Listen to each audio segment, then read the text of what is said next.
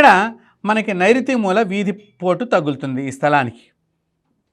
ఇక్కడ తగులుతున్నప్పుడు ఇక్కడ మనము కొంత స్థలాన్ని వదిలివేయాలి. మీరు బాగా గుర్తుపెట్టుకోండి, ఇక్కడ స్థలాన్ని మనం ఖండిస్తున్నాము. ఈ స్థలాన్ని ఎవరి పేరు మీదన్నా రాసేయాలి. ఇంట్లో వాళ్ళు కాకుండా ఉండాలి.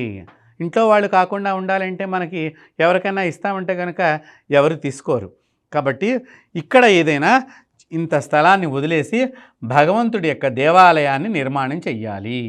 ఇప్పుడు మాకు 100 గజాలే ఉందండి, దానిలో మీరు కొంత వదిలేయమన్నారని అంటే కనుక అక్కడ మనం ఆలోచన చేసినట్లయితే ముఖ్యంగా మీ స్థలం తగ్గిపోతుందని మీకు బాధ ఉండవచ్చు, కానీ జీవితాంతం దీని నుంచి వచ్చేటువంటి ప్రమాదాన్ని మీకు పొంచి ఉంటుంది.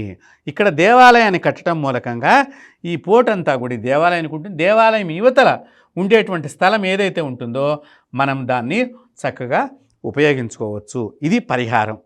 దక్షిణాన తగిలేటువంటి నైరుతి మూల, దక్షిణం వైపు నుంచి నైరుతి మూల తగిలే వీధిపోటుకి ఇది ఒక్కటే పరిష్కారం తప్ప మనం ఇక్కడ ఇల్లు కట్టుకోవటం అంత శుభప్రదం కాదు.